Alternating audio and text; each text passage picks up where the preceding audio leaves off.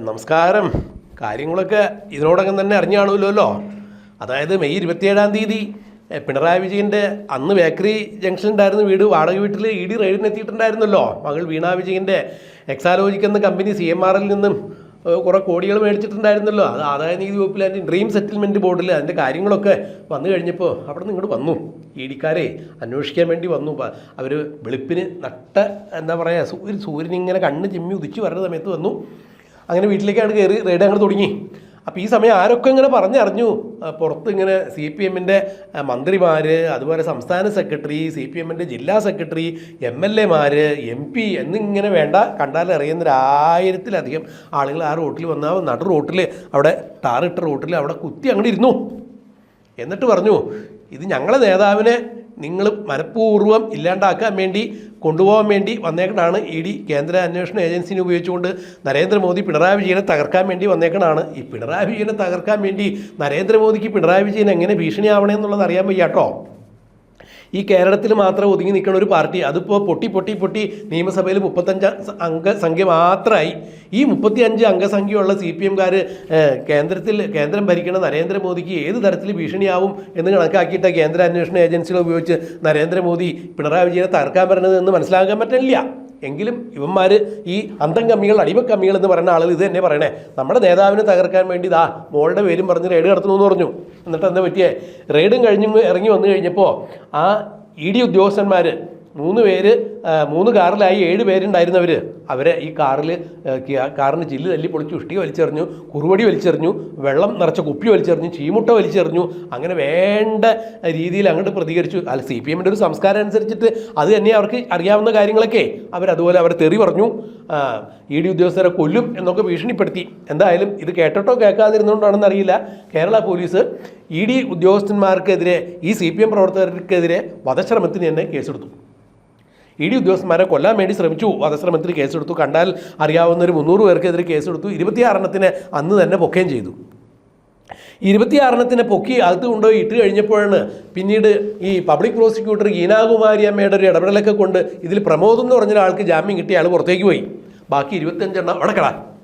അങ്ങനെ അവിടെ കിടന്നവർ ഈ മുട്ടയും കൊതുകൊക്കെ കടിയൊക്കെ കൊണ്ട് ഈ തണുപ്പിൽ സിമെൻറ്റ് തറയിലൊക്കെ കിടന്നു കഴിഞ്ഞപ്പോൾ അതിൽ ഷുഗർ രോഗികളൊക്കെ ഉണ്ടായിരുന്നു. അവർക്കിത് വല്ലാണ്ടായി, മരുന്ന് കഴിക്കുന്നവരുണ്ടായി. അങ്ങനെ വേണ്ട വിടങ്ങേറ് വിഷമമുള്ള ആളുകളൊക്കെ ധാരാളം ഉണ്ടായി. അതിലൊന്നും ഒരു പരിഹാരം ഉണ്ടായില്ല.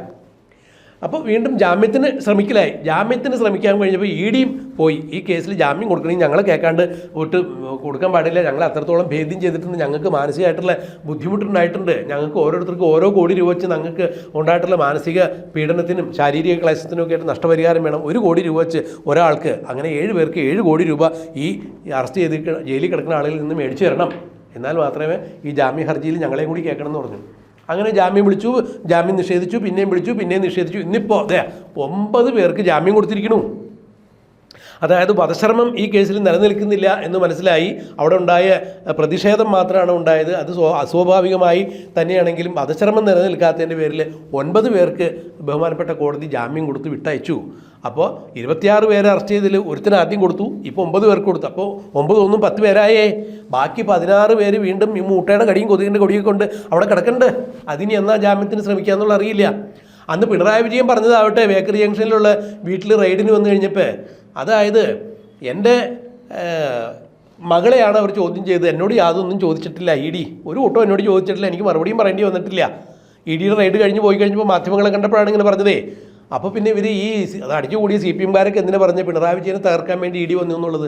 വീണയോടാണ് ചോദിച്ചത്. വീണയുടെ പാസ്ബുക്ക് കണ്ടു കെട്ടി, ബാങ്കിൽ 19 കോടി രൂപ ഉണ്ടായിരുന്നു, ആ കോടി എവിടെ നിന്നുള്ള ഈ അന്തംകമ്മികൾ അന്വേഷിക്കില്ല, അതും കണ്ടു കെട്ടി. അപ്പോൾ വീണയെ ചോദ്യം ചെയ്തു പിണറായി വിജയനോട്, എന്നോടൊന്നും ചോദിച്ചിട്ടില്ല എന്ന് പിണറായി വിജയൻ തന്നെ പറയണു. അങ്ങനെയാണെങ്കിൽ പിന്നെ ഇവരൊക്കെ എന്തിനാ ഈ CPMകാരി അല്ലാത്ത വീണയെ ED ചോദ്യം ചെയ്യാൻ വന്നപ്പോൾ ഇവർ പ്രതിരോധിക്കാൻ പോയതിനാ, ഇവർ ജയിലിൽ പോയതിനാ? അതിനൊന്നും ആർക്കും മറുപടിയില്ല. ഈ 9 കോടി രൂപ ഇനിയിപ്പോൾ 7 കോടി രൂപ ഇപ്പോൾ ഇവർ എവിടെ നിന്ന് ഉണ്ടാക്കി കൊടുക്കും? EDയുടെ കേസ് അവിടെ നിൽക്കുന്നുണ്ട്, ബാക്കി 10 ഇപ്പോഴും ജയിലിൽ കിടക്കണ്ടല്ലോ. അവർക്ക് ജാമ്യം കിട്ടണമെന്നുണ്ടെങ്കിൽ ED പറഞ്ഞേക്കണം ഞങ്ങളെ കൂടി കേൾക്കണം എന്ന് പറഞ്ഞപ്പോൾ ആ ജാമ്യ വ്യവസ്ഥയിൽ അവർ ED പിടിമുറുക്കി കഴിഞ്ഞ് ഇനിയിപ്പോൾ എന്താ ചെയ്യുക? അങ്ങനെ ഒരു വിഷയം. അപ്പോൾ പിണറായി വിജയൻ്റെ മകൾ CPM-ൽ മെമ്പർഷിപ്പില്ല. വീണ വിജയൻ ഒരു സ്വതന്ത്രമായ വ്യക്തിയാണ്. ആ സ്വതന്ത്രമായ വ്യക്തി ഒരു സ്വതന്ത്രമായ കച്ചവടം നടത്തി മറ്റൊരു സ്വതന്ത്രമായ കമ്പനിയിൽ നിന്ന് കാശ് വാങ്ങി. ഇനി നാട്ടുകാർക്ക് എന്താ കുഴപ്പം, അല്ലെങ്കിൽ ഇഡിക്ക് എന്താ കുഴപ്പം? അതിനവർ കാശ് മേടിച്ചിട്ടുണ്ട്, GST അടച്ചിട്ടുണ്ടെന്ന് പറഞ്ഞു. അപ്പോഴല്ലേ ഈ പുകില് പുറത്തറിയണത്. CMR കറുത്ത് പറഞ്ഞു, ഞങ്ങൾക്ക് ഒരു സേവനം തന്നിട്ടില്ല, എനിക്ക് ഈ പെൺകൊച്ചിനിട്ട് അറിയില്ല, പിണറായി വിജയൻ്റെ മോളാണെന്ന് പറഞ്ഞു. എന്നാൽ പിടിച്ചോ, കരാറ് പിടിച്ചോളാൻ പറഞ്ഞു. ആ കരാറ് പ്രകാരം ഉറപ്പിച്ചു കൊടുത്തു, കാശ് കൊടുത്തു. കാശിന് ഒരു പകരം ഒരു സേവനം കിട്ടിയിട്ടില്ല. ഞങ്ങൾക്ക് IT സേവനത്തിന് വേണ്ടിയിട്ട് വേറെ ആണുങ്ങളെയൊക്കെ നിയമിച്ചിട്ടുണ്ട്, അവർ സേവനം തരം ചെയ്തിട്ടുണ്ട്, ഇത്രയും കാശ് കൊടുക്കേണ്ടി വന്നിട്ടില്ല. അങ്ങനെ CMR കറുത്ത പറഞ്ഞു, ED മുമ്പിൽ പറഞ്ഞു. അത് തന്നെ ഈ വീണ വിജയനും പറഞ്ഞു, ഞാനൊരു സേവനം കൊടുത്തിട്ടില്ല, പണ്ട് കിടന്ന കാര്യങ്ങളല്ല, അന്ന് അത്ര ഓർമ്മയില്ല എന്തൊക്കെ നടന്നെന്നുള്ള അറിയില്ല. അച്ഛന് അതറിയാൻ പാടുള്ളൂ, അച്ഛൻ ഇത്തരം കാര്യങ്ങളൊക്കെ നോക്കി നടത്തുന്നതേ. അപ്പോൾ വീണ വിജയൻ്റെ പേരിൽ ഒരു കടലാസ് കമ്പനി ഉണ്ടാക്കി മുഖ്യമന്ത്രി എന്ന രീതിയിൽ പിണറായി വിജയൻ കണ്ട കമ്പനിയിൽ നിന്നൊക്കെ കാശ് കൈയിട്ട് വാരി മേടിക്കുക തന്നെയായിരുന്നു, അല്ലെങ്കിൽ അക്കൗണ്ടിലേക്ക് മാറ്റിയായിരുന്നു എന്ന് വീണയുടെ വാക്കി തന്നെ തെളിഞ്ഞിട്ടുണ്ട്. അങ്ങനെ കണ്ട കമ്പനിയിൽ നിന്നൊക്കെ വീണ കാശ് മേടിക്കുന്നതിന് ഈ പാവപ്പെട്ട CPM പ്രവർത്തകർ എന്തിനാ പോയി EDയുടെ ഉദ്യോഗസ്ഥന്മാരെ ഇഷ്ടിക വലിച്ചെറിയാൻ പോയത്? അവരെ എന്തിനാ കുരങ്ങനെ കുത്തി പിടിക്കാൻ പോയത്? അതുകൊണ്ടല്ലേ ജയിലിൽ പോകേണ്ടി വന്നേ. ഇനിയിപ്പോൾ ED പറഞ്ഞാൽ അവർക്ക് ഓരോ കോടി വെച്ച് കൊടുക്കണം എന്ന് പറഞ്ഞിട്ടുണ്ട്. ഇതിലൊക്കെ ഇനിയിപ്പോൾ ഈ 10 പേര് ഇപ്പോഴും അകത്ത് കിടക്കണ്ടല്ലോ, 16 പേര് അകത്ത് കിടക്കുന്നുണ്ട്. ഇവർക്ക് ഇനിയിപ്പോൾ എപ്പോഴാണ് ജാമ്യം കിട്ടിയെന്ന് അറിയില്ല. ഇപ്പോൾ 9 10 പേര് പോയി, 26 പേര് അറസ്റ്റ് ചെയ്തതിൽ ബാക്കി അത്ര ആളുകൾ അവിടെ കിടക്കുന്നുണ്ട്, 16 പേര് കിടക്കുന്നുണ്ട്. ഇവർക്ക് ഇനി എപ്പോഴാണ് ജാമ്യം കിട്ടുന്നതൊന്നും അറിയാൻ പാടില്ല. എന്തായാലും ഇത് വലിയ കുറച്ചതിയെ പോയി. പിണറായി വിജയനാവട്ടെ, സംസ്ഥാന സെക്രട്ടറി MP ഗോവിന്ദനാവട്ടെ ജയിലിലേക്ക് തിരിഞ്ഞു പോലും നോക്കിയിട്ടില്ല. അന്ന് ഇവരെ ചാട് കയറ്റി ഈ സമരത്തിന് എത്തിച്ച നേതാക്കന്മാരെ ആരും ജയിലിലേക്ക് പോയിട്ടില്ല, ആരും ഇവരെ പോയി സന്ദർശിച്ചിട്ടില്ല. അതിൽ ആറ്റുകാൽ ഉണ്ണി എന്ന് പറഞ്ഞ ആളുടെ ഒരു അച്ഛൻ, അയാളുടെ പേര് അങ്ങനെയാണെന്ന് എനിക്ക് തോന്നുന്നത്. ഉണ്ണിയുടെ അച്ഛൻ മരിച്ചിട്ട് അച്ഛൻ്റെ ശേഷക്രിയയ്ക്ക് മാത്രമാണ് ഉണ്ണിക്ക് 3 ദിവസത്തെ പരോൾ കൊടുത്തത്, ജാമ്യം കൊടുത്തതേ. കാരണം അച്ഛനെ ഒന്ന് കാണാൻ വേണ്ടി അവസാന കാലത്തൊന്ന് കാണണം എന്ന് പറഞ്ഞിട്ട് അതിനുപോലും സമ്മതിച്ചില്ല. ഈ CPM-ൻ്റെ പ്രവർത്തനത്തിന് വേണ്ടി പോയിട്ട് എന്തിനു വേണ്ടി?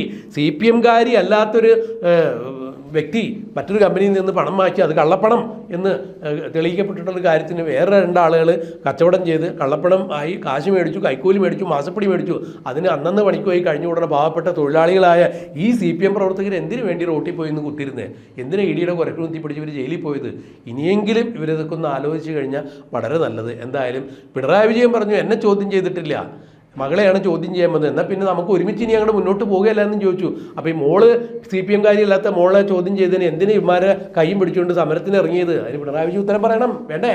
അപ്പോൾ എന്തായാലും ഇങ്ങനെയുള്ള കാര്യങ്ങളൊക്കെ ഉണ്ടാകുമ്പോൾ സാധാരണക്കാരായ ജനങ്ങൾ എങ്ങനെ ഈ പാർട്ടി വിശ്വസിച്ച് ഇറങ്ങിത്തിരിക്കുക? ഒരാളും ഇനി വീണാന്നല്ല, പിണറായി വിജയനെ തന്നെ ചോദ്യം ചെയ്യാൻ വന്നാലും ഒരു CPM-കാരന് ഇനി ഈ അനുഭവം വെച്ച് മുന്നോട്ട് പോകുന്നു നമുക്ക് തോന്നില്ല. സാമാന്യ ബുദ്ധി അനുസരിച്ച് ആരും പോകാൻ സാധ്യതയില്ല. ഇനിയിപ്പോൾ എന്താ ഈ കാര്യത്തിൽ ഉണ്ടാകാൻ പോകണമെന്നുള്ള നമുക്ക് കണ്ടറിയാം, കാത്തിരിക്കാം. അപ്പം അങ്ങനെ ആയിക്കോട്ടെ.